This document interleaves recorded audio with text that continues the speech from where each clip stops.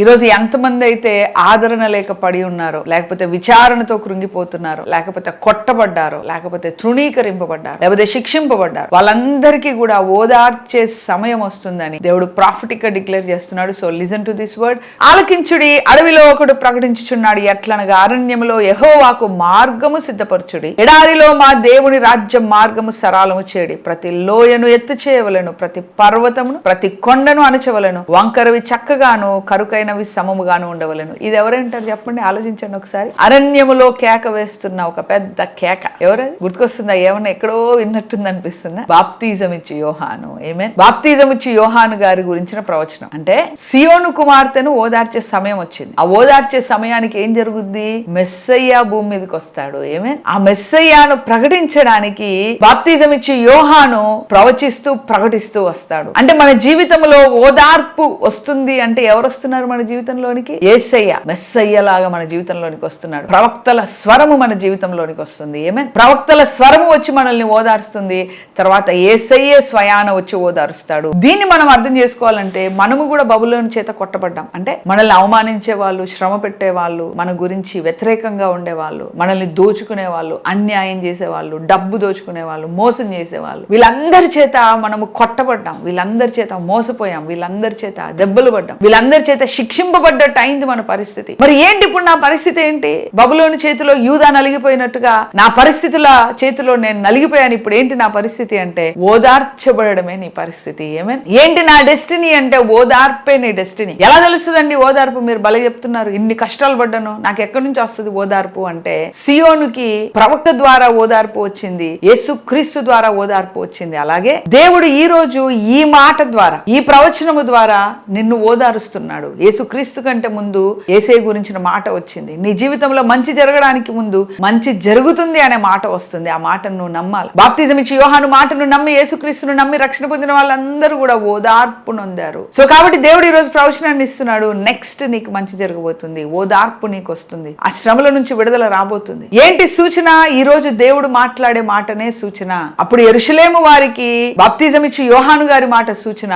ఈ రోజు సంఘము ద్వారా, వాక్యము ద్వారా, ఈ బోధ ద్వారా, సి మినిస్ట్రీలో ఈ వాక్యము ద్వారా దేవుడు మీతో మాట్లాడుతున్న ఈ మాటనే సూచన. శ్రమపడి కొట్టబడిన నీకు ఓదార్పు సమయం వచ్చింది. నెక్స్ట్ ఏం జరుగుద్ది? ఈ మాటను నువ్వు గట్టిగా పట్టుకుంటే దేవుని మహిమ నిన్ను దర్శిస్తుంది. ఏమేన్ యెరూషలేము వాళ్ళ మాటను గట్టిగా పట్టుకుంటే దేవుని మహిమ వాళ్ళని దర్శించి వాళ్ళకు విడుదల ఇచ్చింది. దేవుని మహిమ మిమ్మల్ని దర్శించి మీకు విడుదలనిస్తుంది. ఏమేన్ యెహోవా మహిమ బయలుపరచబడును. అందరు చెప్పండి, నా జీవితంలో యెహోవా మహిమ బయలుపరచబడును. నా జీవితంలో యెహోవా మహిమ బయలుపరచబడును. ఏమేన్ ఒకడును తప్పకుండా సర్వశరీరులు దాన్ని చూచెదరు, ఇలాగ జరుగునని యెహోవా సెలవిచ్చి ఉన్నాడు. ఆలకించుడి, ప్రకటించుమని ఒకడు ఆజ్ఞయించుచున్నాడు, నేనేమి ప్రకటించునని మరి ఒకడు అడుగుచున్నాడు. సర్వశరీరులు గడ్డి అయి ఉన్నారు, వారి అందమంతయు అడుగు పువ్వులే ఉన్నది. సో ఓదార్పు గురించి అయిన తర్వాత ఇప్పుడు యేసుక్రీస్తు గురించిన ప్రవచనాన్ని కంటిన్యూ చేస్తున్నాడు. సో యేసుక్రీస్తు గురించిన మాట వచ్చింది, ఆయన మహిమనే అంటే యేసుక్రీస్తు భూలోకం మీద సంచరించడం మొదలు పెట్టాడు. ఇప్పుడు మనమందరం ఏం చేయాలా? ఆయన గురించి ప్రకటించాలి. ఏమని ప్రకటించాలా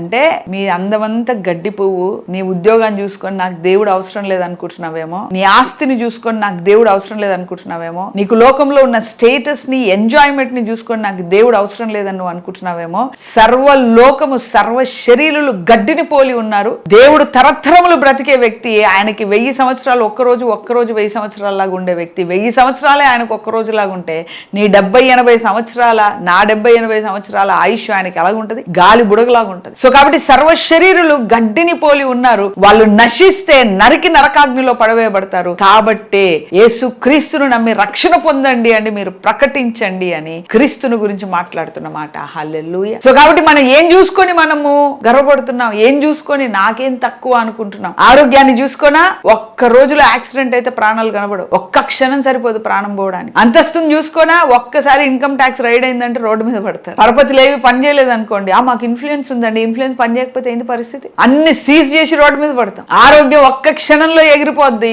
వైరస్ ఎంత అండి? చిన్న చిన్న వైరస్లు చంపిపడేస్తున్నాయి జనాలు. ఆరోగ్యం ఒక్క క్షణంలో ఎగిరిపోద్ది.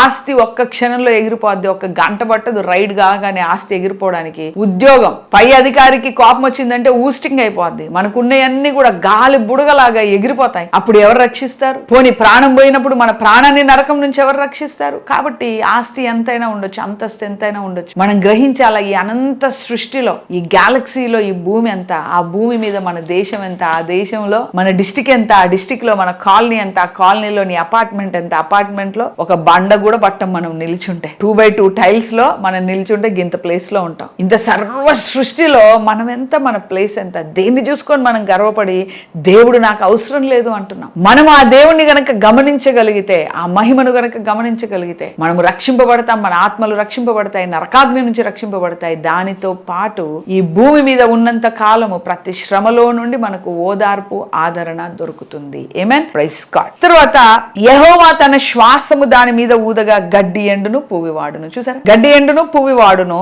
గడ్డి ఎండిపోవును, దాని పువ్వు వాడిపోవును, మన దేవుని వాక్యము నిత్యము నిలుచును. నువ్వు నమ్మినా నమ్మకపోయినా, ఈ దేవుడంతా సుత్తి, ఆత్మీయత అంతా సుత్తి, మాకేడ పడుతుంది, మాకు పడవండి ఆత్మీయతలు అని నువ్వెంతన్నా నువ్వు వాడిపోవచ్చు, కానీ ఈ వాక్యం వాడిపోదు. నువ్వు చచ్చిపోవచ్చు, కానీ ఈ వాక్యం చచ్చిపోదు. ఈ ఆత్మీయత అంతా వేస్ట్, సుత్తి అని నేనన్నా, నేను నశించిపోవచ్చు, నా ప్రాణం వెళ్ళిపోవచ్చు, కానీ ఈ వాక్యం మాత్రం వెళ్ళిపోదు. నిన్న నేడు రేపు ఏకరీతిగా ఉండే వాక్యం. సో కాబట్టి ఏమని ప్రకటించాలి మనుషుల కంటే, నువ్వు అన్ని చూసుకొని సంబరపడుతున్నావు, ఇవన్నీ కూడా గాలి బుడగతో సమానం, ఇవన్నీ ఎగిరిపోతాయి. నీ ప్రాణం ఎక్కడ పోతుంది, నరకంలో పడుతుందా పరలోకంలో పడుతుందా చూసుకో. సో దేవుడు గనక ఒక్క ఊపిరి ఊదాడంటే ఇవన్నీ స్మాష్ అయిపోతాయి. మహాభక్తుడైన యోబు దగ్గరనే అన్ని ఎగిరిపోయాయి. ఒక్క చూపు ఆయన వ్యతిరేకంగా చూశాడంటే ఇవన్నీ ఎగిరిపోతాయి. అప్పుడు నీ ఆత్మను రక్షించేవారు ఎవరు? కాబట్టి ఇదే రక్షణ దినం, ఇదే అనుకూల సమయం, కాబట్టి మీరు రక్షణ పొందండి అని మనందరము కూడా సువార్త ప్రకటించాల్సిన బాధ్యత మనకుంది.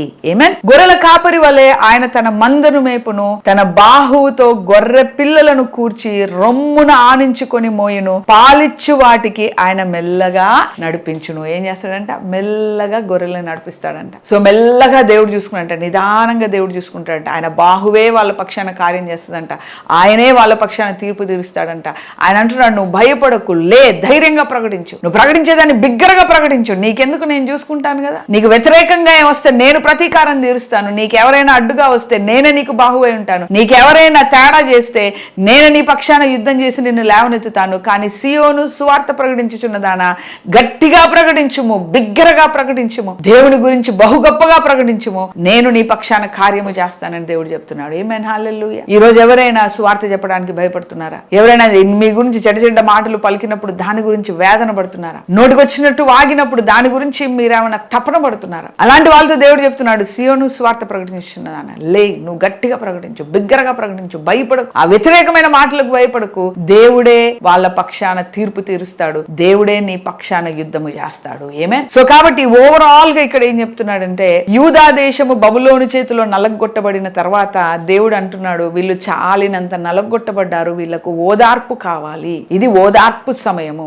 ఎలాగనండి ఇది ఓదార్పు సమయం అని నమ్మేది అంటే, మొదట ప్రవక్త ద్వారా ఒక ప్రవచనము వాళ్ళ దగ్గరకు వస్తుంది, తర్వాత దేవుని మహిమ వాళ్ళ దగ్గరకు వస్తుందని ప్రవచనాత్మకంగా బాప్తిజమిచ్చి యోహాను ప్రవచిస్తాడు. యేసుక్రీస్తు యొక్క మహిమ, ఆయన మహిమ స్వరూపిగా యెరూషలేములో యూదా రాజ్యంలో సంచారము చేస్తాడు. ఆ యొక్క ప్రవచనము ద్వారా దేవుని యొక్క మహిమ క్రీస్తు రూపంలో ప్రత్యక్షమవడం ద్వారా యూదా రాజ్యానికి ఎలాగైతే విడుదల వచ్చిందో రక్షణ కార్యము ద్వారా, అలాగే మీ జీవితాల్లోనికి కూడా శ్రమ ద్వారా ఒక ప్రవచనాన్ని, ఒక మాటను దేవుడు విడుదల చేస్తాడు. ఆ మాటను మీరు పట్టుకుంటే దేవుని మహిమ మీ జీవితంలోనికి వచ్చి గొప్ప విడుదల మీ జీవితాల్లోనికి వస్తుంది. ఆమేన్. దాని తర్వాత దేవుని మహిమ నువ్వు పొందుకున్నావు కాబట్టి, దేవుని యొక్క రక్షణ నువ్వు పొందుకున్నావు కాబట్టి, దేవుని యొక్క ఓదార్పును నువ్వు పొందుకున్నావు కాబట్టి, నెక్స్ట్ నువ్వేం చేయాలా? ప్రకటించడం మొదలు పెట్టాలి. వామ్మో, ప్రకటిస్తే అలాగండి నోటికొచ్చిన వాళ్ళు నోటికొచ్చినట్టుగా వాగుతారు అంటే భయపడకు, గట్టిగా ప్రకటించు, బిగ్గరగా ప్రకటించు.